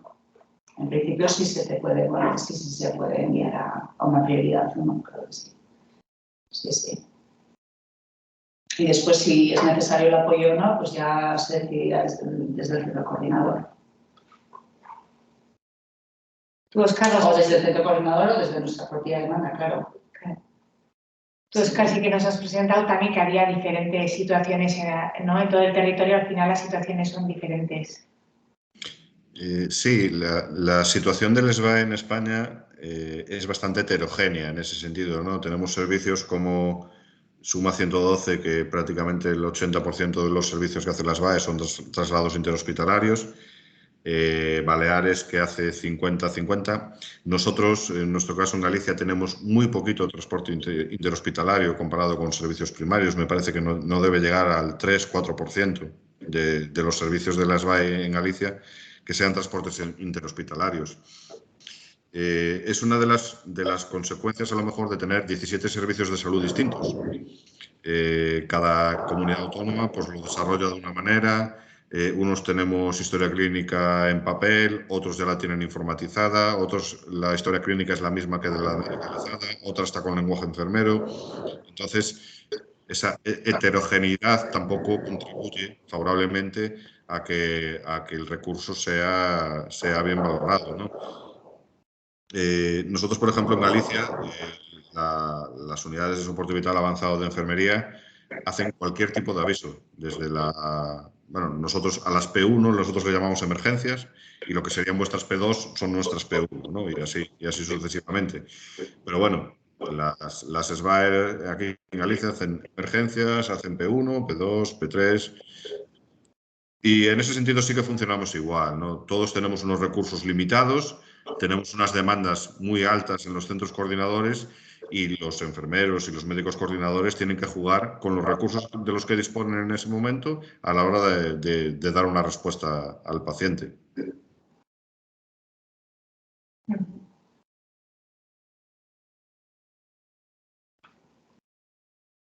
No sé si hay alguna pregunta más.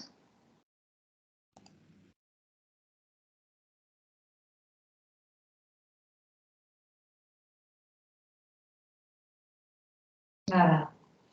¿Algún punto que queráis reiterar, aclarar? Los dos ponentes. Yo, desde aquí, desde esta esquinita del país, animaros a seguir.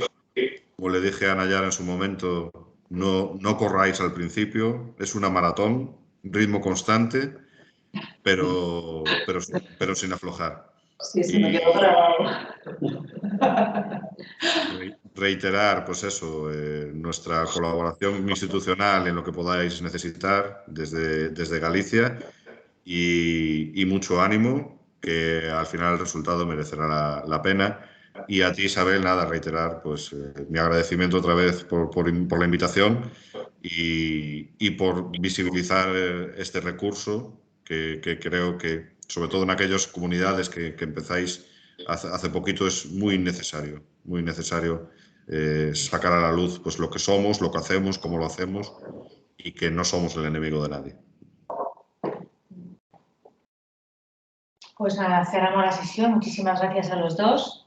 Y como bien dices, Óscar, yo creo que esto es una carrera de fondo, que el gran paso de gigante es comenzar.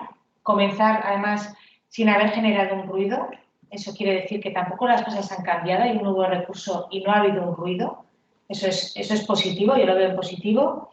Y que existe ese grupo de trabajo a nivel nacional que al final pues te soporta y te aclara muchísimas dudas, ¿no? Te afianza a la hora de empezar pues el poder contar con la opinión, con la valoración de gente que lleva años trabajando en esto, con mucha experiencia, que a ver si nos animamos a escribirla, a evidenciarla para que así, ¿no?, la toma de decisiones sea más sobre la evidencia. Bueno, en esto estamos. Gracias a todos. Gracias.